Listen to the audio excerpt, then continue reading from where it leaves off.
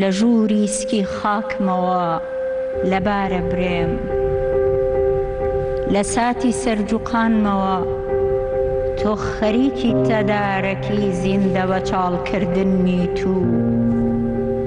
بەردەوام دەمسڕیتەوە و بەردەوام دەکوژرێم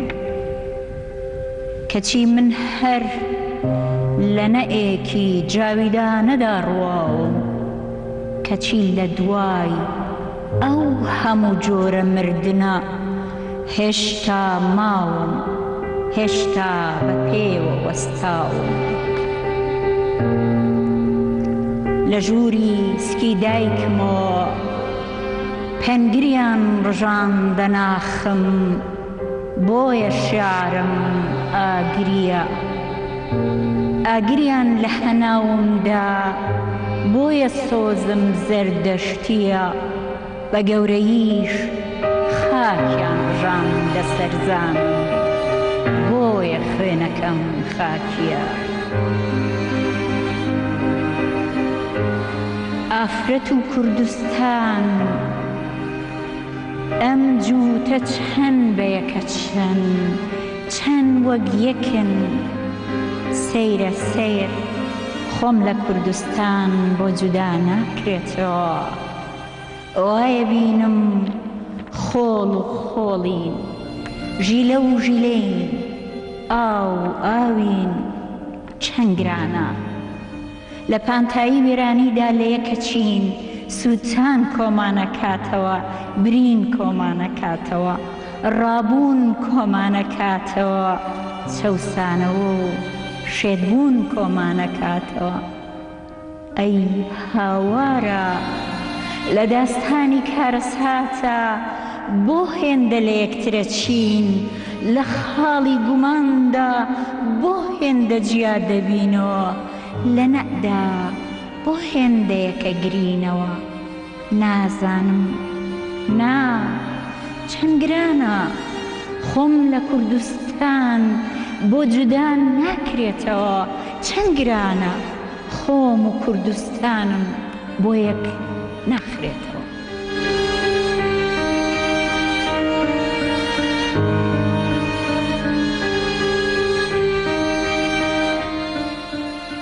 ئەو هەموو ناز و ئەدا جوانە چییە لە شەڵە لە خوێندنەوەی شعرەکانتە ناز و جوانی لە لای تۆیە کۆژارگیان خۆشحاڵم ئەم ئێوارەیە لە ئێمە زۆر خۆشحاڵترین یەخوا بەخێر بیت زۆر سپاس بۆ ئامادەبوونت بێگومان ئەم ئێوارە 8 مارسە جوانتر کردین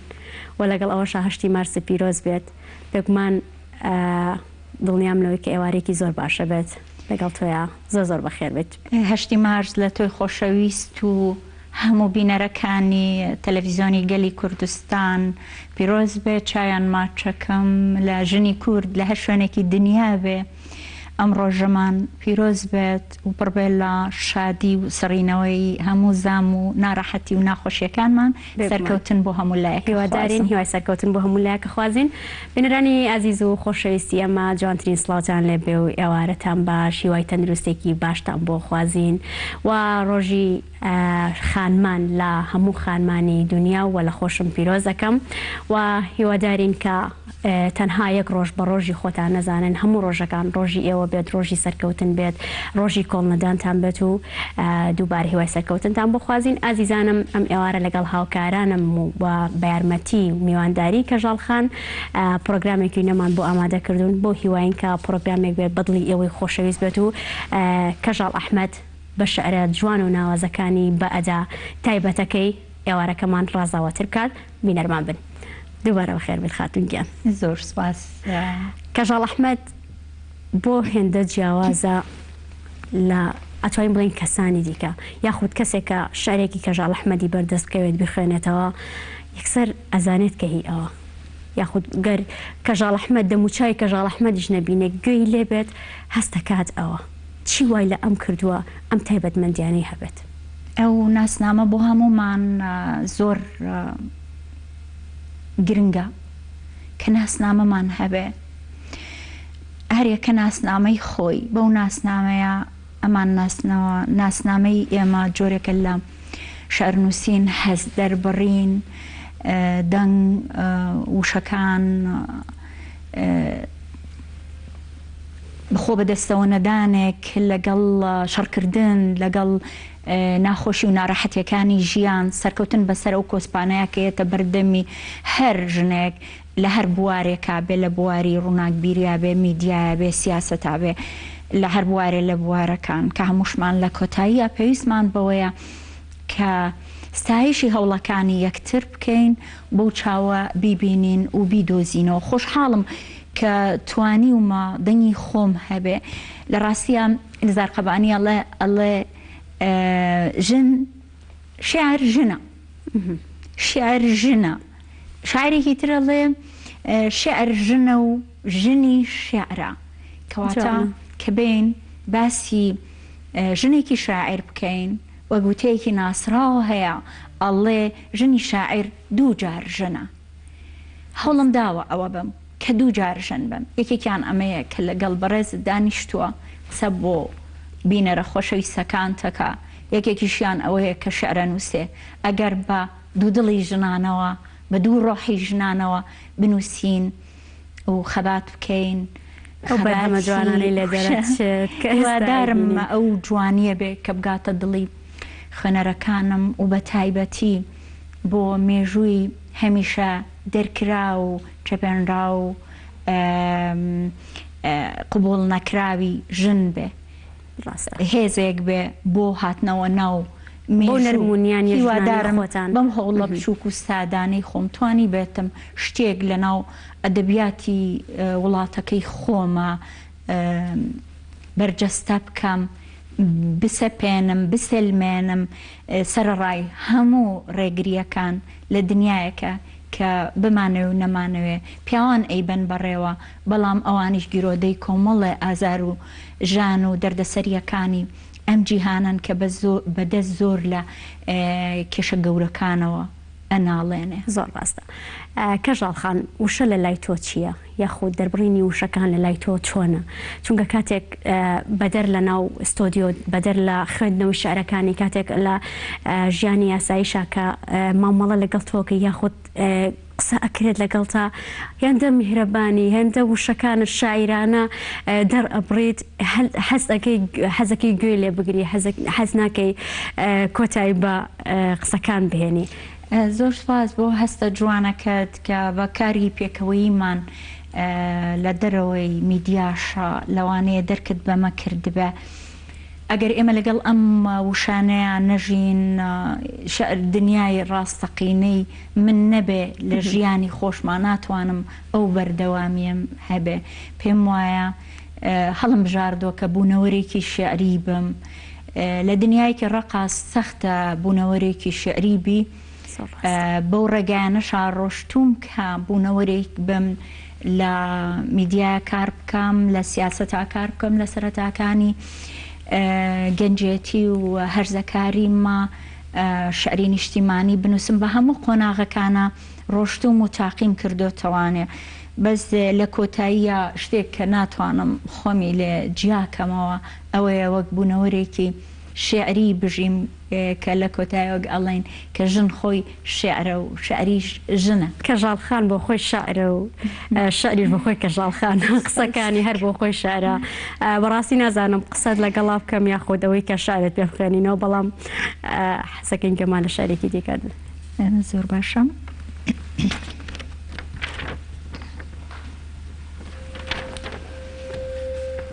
بۆ ئەو ژنانەی کە ڕخنەکان ئەیان باتە دواوە یان ئەیان شکێنێ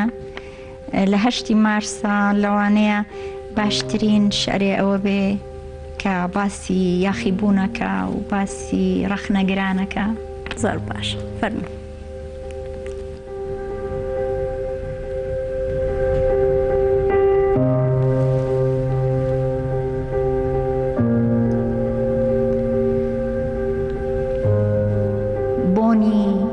یاخیبوون لە نووکی پەنجەکانی قاچم دێت، بۆنی یاخیبوون لە نووکی پەنجەکانی قاچم دێت، بۆنی تیژی یاخیبوون. اینجا زانیت بۆچی هەر جارێ بێم بۆلات ئەچم قاچەکانم ئەشۆم تۆ ئەزانی بەو قاچانە شەقێکی زۆر بێباکانم لە تۆپی ژیاندا کەچی گۆڵم کرد تۆ ئەزانی هەر بە هەمان ئەو قاچانە دنیای ئەو عەشقەم دۆزیەوە کە مرۆڤ بە دوای داگەڕا و پێی نەگەشت من بەنووکی پەنجەکانی ئەو قاچانەی یاخی بوون قسەی قۆڕی ڕەخنەگران لەسەر ڕێگەکەم لا ئەبەم ئەیان خەمە سەر خۆڕێژی زەمانە پاش ئەوەی ماڵۆچکەی ڕۆژ و ساڵەکانم گسکدا خۆڕێژەکەش بە زبڵدانە گەورەکەی حەوشەکەمان ئەسپێرم من ڕەخنەگران بەو پیاوە پۆشتە و پەرداخە تێرانە شوفێنم کە لە بێکاریاندا و بێزاریاندا ئەچن بۆ ڕاو ئەو ڕاوچیانەی جیاوازی لە نێوانی مەل و ماردا نابینن ئەو پیاوانەی کە بە گولە وەڵامی جوانی ئاسکێ دەنەوە و سەرکەوتنیش لە پێکاندا دەبینن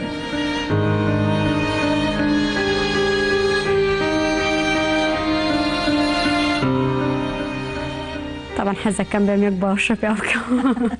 ئەگەر لەبەر ڤایرۆسی کۆرۆنا نەبووە هەوەستان باوشێکمە کرد بەڵام تر ئەڵێ دوورکەوەرە باشترە دەستەکانە خۆش بێم باوەشی سەردەمی کۆرۆنا لە دوور لە دوورەوە سڵاوەکەیت ماندوو نەبی کە ژاڵخان ئێمە لەگەڵ تیا بەرداوامە بین بەڵام پاشناوبێکی کورت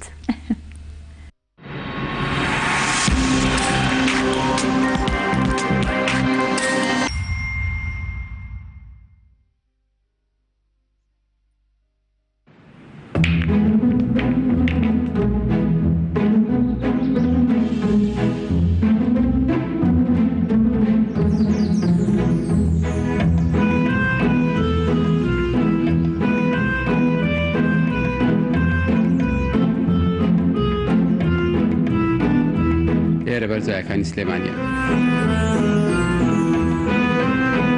بەرزایەکانی سلێمانی هێمای شارستانی و ژیان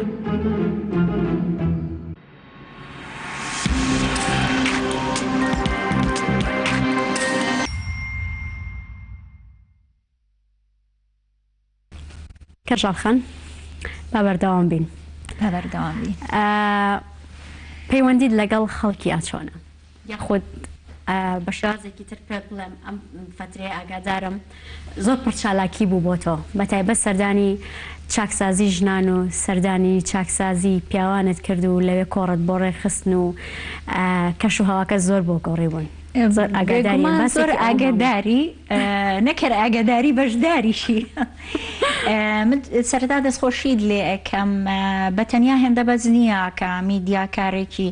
دیار و بێژەرێکی چالاک و بەرچاو بین سەرکەوتوو بین زۆر گرنگە و دەستەکانت خۆش بێ کە چالاگوانێکی لە بواری مافەکانی ئینسان و لە ڕێکخراوەکانە وەکو ئەرکێک ئەیبێن خۆشحاڵم لەو هەندێک لەو چالاکیانەیە کە بێکەوە بووین بە تایبەتی ئەو چالاکێ ڕێکخراوی چەپک کە کۆڕی شعریم بۆ زادراوانی چاکسازی ژنان و هەروەها چاکسازی پیاوان ئەنجامدام ئەو تێکەڵبوونە تایبەت و جیاواز بوو زۆر جار لەو کەسانم لەو شاعیرانم کە لە ناو خەڵکام زۆرترین کۆڕەکەم کۆڕەکانیشم تەنانەت ئەو سێمانگەش کە لە ئەوروپا چەند کۆڕەکەم کردووە زۆر قرباڵغیم لە دەوری خۆم بینیوە و خۆشحاڵ بووم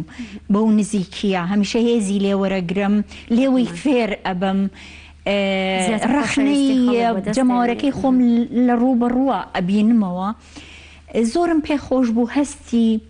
بند کراوە بزانم چۆنە ئەگەر ژن بێ ئەگەر پیاو بێ لە هەستەکانیانە زۆر خۆش بوو کە لە هەردوو کۆڕەکەیە سزادراوەکان هەڵەسانیان و ئەمڕۆ تۆ ئێمەت خۆشحاڵ کرد لە کۆتاییە من کە چوومەوە ماڵەوە بە خۆمەوت خۆشە ئەگەر نەتوانین هیچیش بکەین لە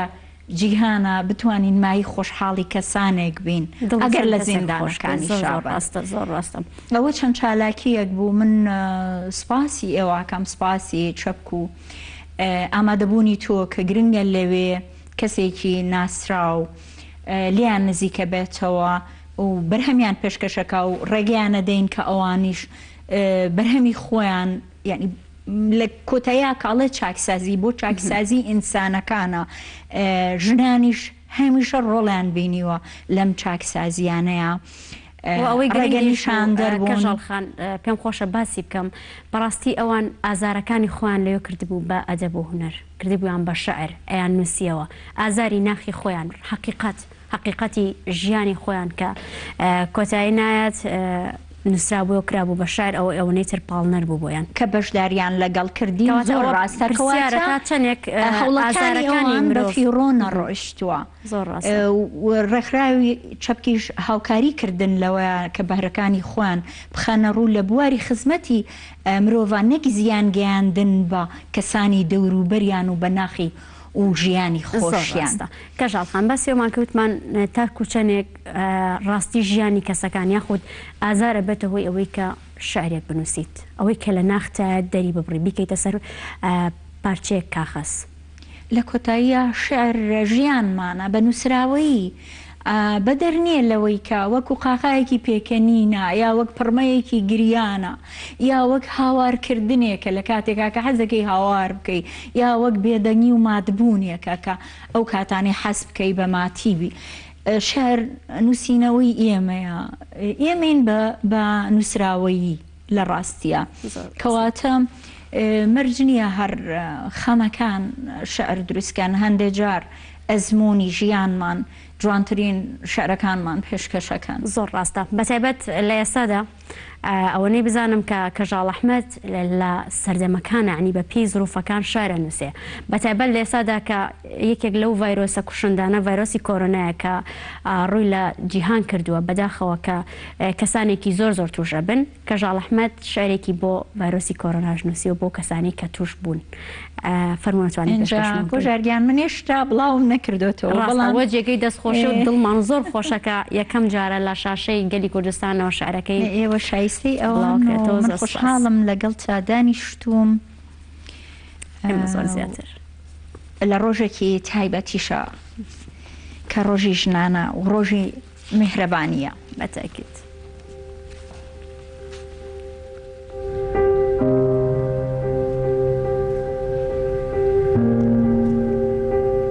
ڕەچەتەی نامیهرەبانی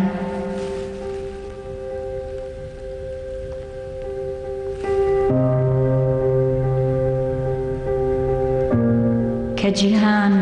نەخۆش دەکەوێت لە ڕەچەتەیەکی پیسدا نامیهرەبانی بە چارەسەر دادەنێت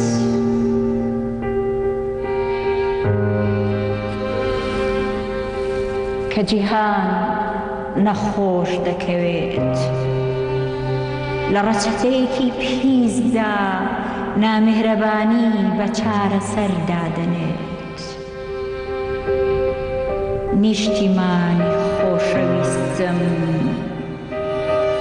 بە دەستەوانی حوزنەوە لێی وەرگرە دەستت مەهێنە بۆ تۆقە لەگەڵ ماڵە دراوسێدا دوور بوەستە دەست بە ڕوخساری مانگتدا مەهێنە ئەڵێن ئەم جیهانە کۆنا لە ناکاو نەخۆش کەوتووە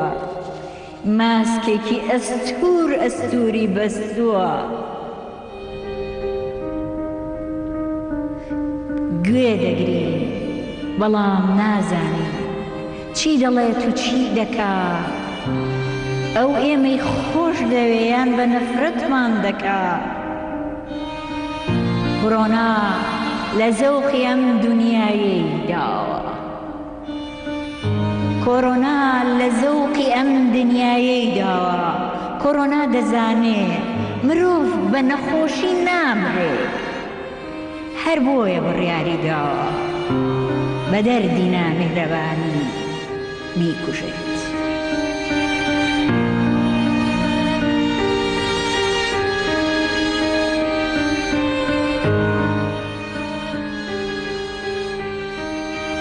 زۆر جوان بوو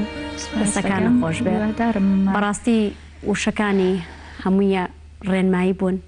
و لەگەڵ ئەوەشە هاوخەمی بوون لە کاتێکی ئاوا شارێکی ئەوە زۆر جوانە لە ڕاستیا وێنەی تۆپی زەمینم بینی هەموو جیهان کە دەمامکێک ماسکێکی کرابووە دەمولوت ئەو هەستانەی پێبەخشیم ئەوەشی کە هەمومان تیاژیاوین وەک بوونەوەرێکی گردردونی لەم گردردونەیە ئەژین کە لە کاتێکە نەخۆشیەکانیشی هەموو جەستە ئینسانەکان لە هەر پارچەیەکی جیهان بەگرێتەوە ئەگەر ڕۆشنبیریەکیش ببێ بەناو هەمومانە بڵاو بێتەوە ئەگەر خویەکی خراپ یا باشیشە بێ بەم خێراییە بڵاو بێتەوە هیوادارین کە کۆتایی پێت اینجا بەڕاستی خەڵک بە نەخۆشی نامرێ بە نامێهرەبانی ئەمرێ ویستم ئەمە بڵێم زۆر جوانە ئەوە بە شاعیرەکان و ئەگەر مهرەبان بین زۆر ئەژین و هیچ نەخۆشێکیش ناتوانێت پێمان بێ. زۆر باشە هیوا خوازین کە بە زووترین کات ئەو ڤایرۆسە کوشندەیە کۆتایی بێت کەژاڵخان ئێمە حەزمانەکە زیاتر لەگەڵ تا بەردەوام بین بەڕاستی نازانم چۆن کاتەکە ڕۆی لەگەڵیا بەڵام پێم خۆشە دواوتەی خۆت بۆ ژنان لەم ڕۆژەدا چیان پێ ئەڵێیت و ئەگەر شتێکیش هەبێ بنباسم نەکردو بتێ باسیکەی. سپاس بۆم ئێوارە جوانە ئێستا ئەزانم من لە ماڵی زۆر کەسام لەم کوردستانەیە دڵم لەگەڵ دڵی هەموو خەڵکە و بە تایبەتی ژنان پێویستە کە ئازابین زۆربەی قورساییەکان هەمیشاکەوێتە سەر شانی ژنان ئەگەر چی لە کۆتاییشە وەک بوونەوەرێکی پلە دوو سەیرەکرێنەوە لە کاتێکە هیچ پلەیەک نییە لە ژیانی مرۆڤایەتیە هیچ پلەیەک نییە بۆ کەس هەمومان لە هەمان ئاستاین کە مرۆڤین و بەرپرسیارین لە سەلامەتی خۆمان خێزانەکەمان وڵاتەکەمان سەرگۆی زەمین و گردردونی کەواتە مەوەستن و لە میهرەبانی خۆتان بەردەوام بن و هەمیشە تۆکمە و بەهێز بن چۆک بۆ شتێکدامە بن و خۆشەویستیم بۆ هەموویەک و خۆشحاڵ بووم جیاوازی پلە و چینایەتی هیچ شتێک نیە نازانم پلەیەک و پلە دوو ئەو شتانە دەستەکانە خۆش بێت زۆر سپاس دووبارە بۆ ئامادە بوونت ئێمە زۆر خۆشحاڵ بووین ئەم ئێوارە ستۆدیۆکە زۆر جوانتر و ڕەنگاڕەنگ هەمیشە جوانە بەخۆتەوە زۆر سپاس بۆتەم چاوەکەمی قوربانی وەڵ ئەزیزان بەر لە تەواوبوون سپاس بۆ سپۆنسەری تلوبەرگەکانم کە زێت مۆدەیە لە گەڕەکی ئاشتی وا سپاس بۆ ئێوەش کە هەتاکوی ئێستا بینەرمان بوون هەتاکوی ئێوارێکی دیکە و لە پرۆگرامێکی دیکەدا بەخوای گەورەتان ئەسپێرین ئاسوودە بن و دووبارە 8 مارس لە هەموو خانمانی دنیا پیرۆز بێت.